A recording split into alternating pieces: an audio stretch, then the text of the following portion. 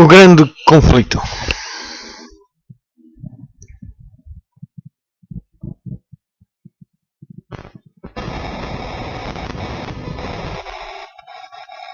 Ora, bom dia.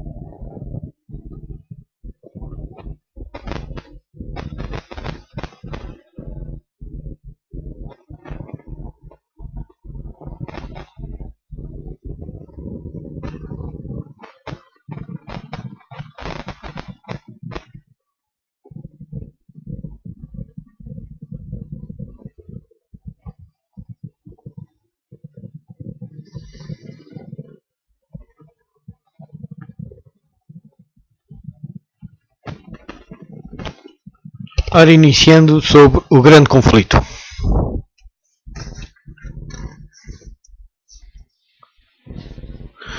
Porque seria bom para si saber o que vai acontecer no grande conflito. Erguendo o véu do futuro. Antes que o pecado entrasse no mundo, Adão usufruía da plena comunhão com o seu Criador. Entretanto, desde que o homem se separou de Deus pela transgressão, a raça humana ficou privada desse alto privilégio. Pelo plano da redenção, contudo, abriu-se um caminho mediante o qual os habitantes da terra podem ainda ter ligação com o céu. Deus tem-se comunicado com os homens mediante o seu Espírito, e a luz divina tem sido comunicada ao mundo pelas revelações feitas aos seus servos escolhidos. Homens santos falaram da parte de Deus, movidos pelo Espírito Santo. 2 Pedro, capítulo 1, versículo 21.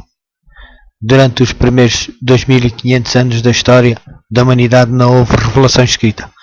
Aqueles que tinham sido ensinados a respeito de Deus comunicavam o seu conhecimento a outros, e este era passado de pai a filho, através de sucessivas gerações. A preparação da palavra escrita começou no tempo de Moisés. As revelações inspiradas foram então incorporadas no livro inspirado. Este trabalho prosseguiu durante o longo espaço de 1600 anos, desde Moisés, o historiador da criação e da lei, até João, a quem coube registrar as mais sublimes verdades do Evangelho.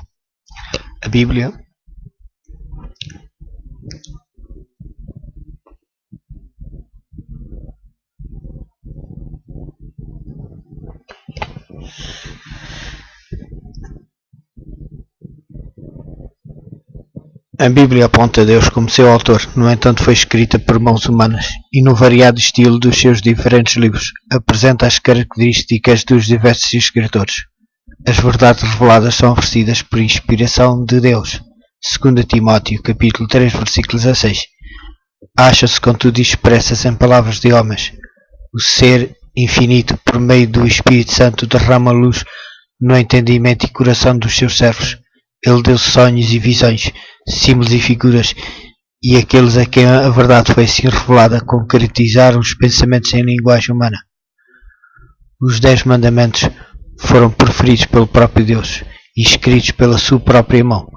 Eles são de composição divina e não humana, mas a Bíblia, com as suas verdades dadas por Deus e expressas na linguagem humana,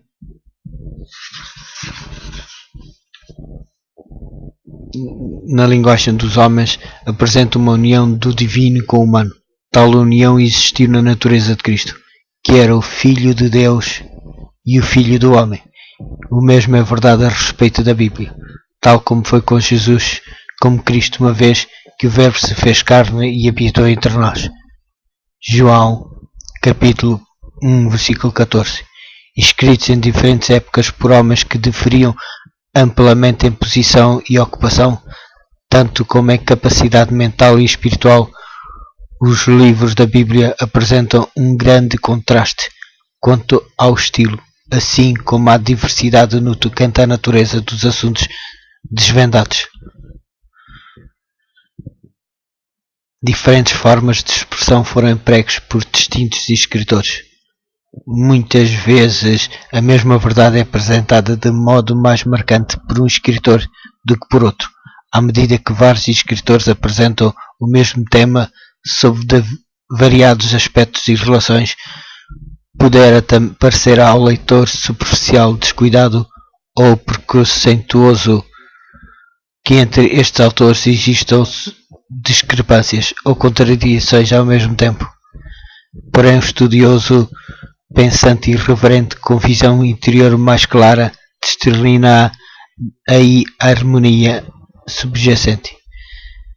Sendo apresentado por diferentes indivíduos, a verdade vem ao lume nos seus variados aspectos. Um escritor é mais fortemente impressionado com determinada fase do assunto, capta aqueles pontos que melhor se harmonizam com a sua experiência ou com a sua capacidade de percepção e apreciação. Outro, por sua vez, estuda, entende melhor outra fase. Cada um deles, sob a orientação do Espírito Santo, apresenta aquilo que mais vigorosamente impressionou a sua mente individual, um aspecto diferente da verdade em cada um, porém uma perfeita harmonia no conjunto. As verdades assim reveladas unem-se a fim de formar um todo perfeito, adaptado para satisfazer as necessidades dos homens em todas as circunstâncias e experiências da vida. Deus tem-se comprazido em comunicar a sua verdade ao mundo através de agentes humanos, e Ele mesmo, pelo seu Santo Espírito, qualificou homens e habilitou-os a empreender esta obra. Orientou na seleção daquilo que deveria ser falado e escrito. O tesouro foi confiado a vasos terrestres, mas ainda assim continua a ser de origem celestial. O testemunho é apresentado através da expressão imperfeita da linguagem humana, e ainda assim é o testemunho de Deus. O obediente e crente Filho de Deus contempla-o na glória do poder divino, cheio de graça e de verdade. Na sua palavra, Deus conferiu aos homens o conhecimento necessário à salvação. As Santas Escrituras devem ser aceitas como a autorizada e infalível revelação da sua vontade. Elas são a norma do caráter, o revelador das doutrinas, a pedra de toque da experiência religiosa. As Escrituras dizem assim: toda a Escritura é inspirada por Deus e útil para o ensino, para a repreensão, para a correção, para a educação na justiça, a fim de que o homem de Deus seja perfeito e perfeitamente habilitado para toda a boa obra. 2 Timóteo, capítulo 3, versículo 16.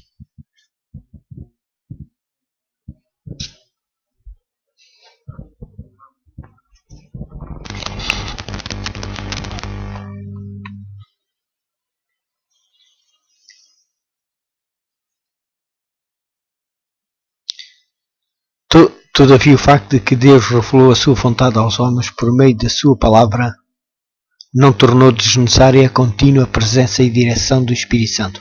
Ao contrário, o Espírito foi prometido pelo nosso Salvador para aclarar a palavra aos seus servos, para iluminar e aplicar os seus ensinos, e visto ter sido o Espírito de Deus que inspirou a Escritura Sagrada, é impossível que o ensino do Espírito seja contrário ao da palavra.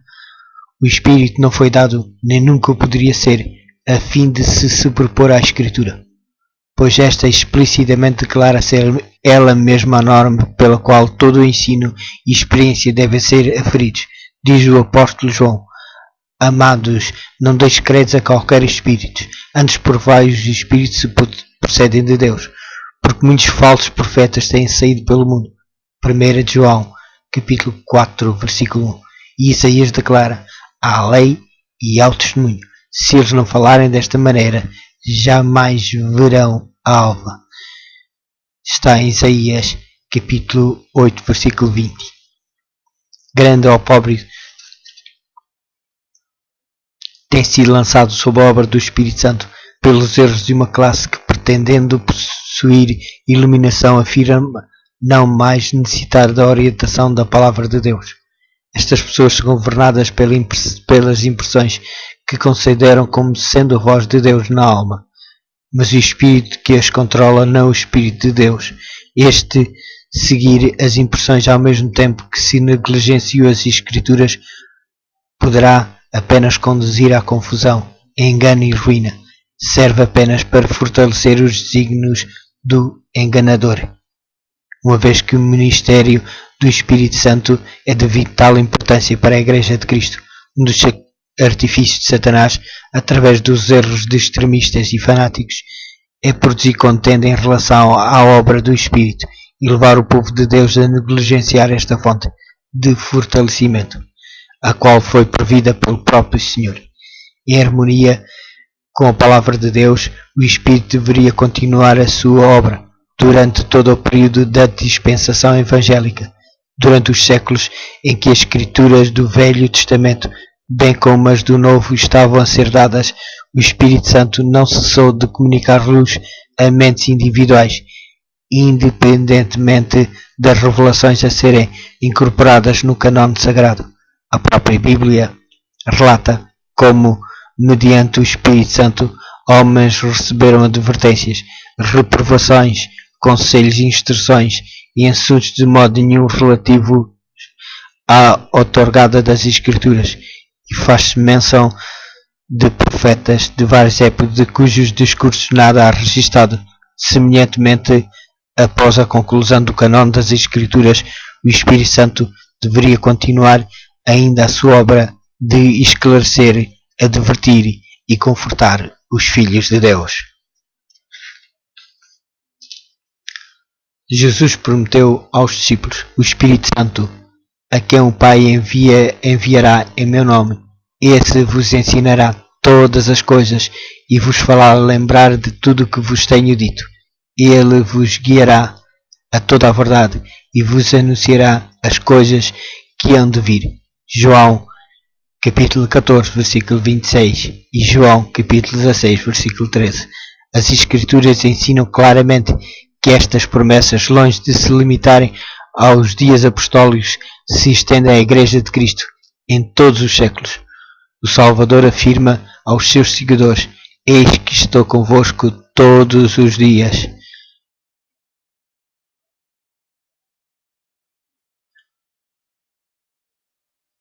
Até à consumação dos séculos. Mateus, capítulo 28, versículo 20.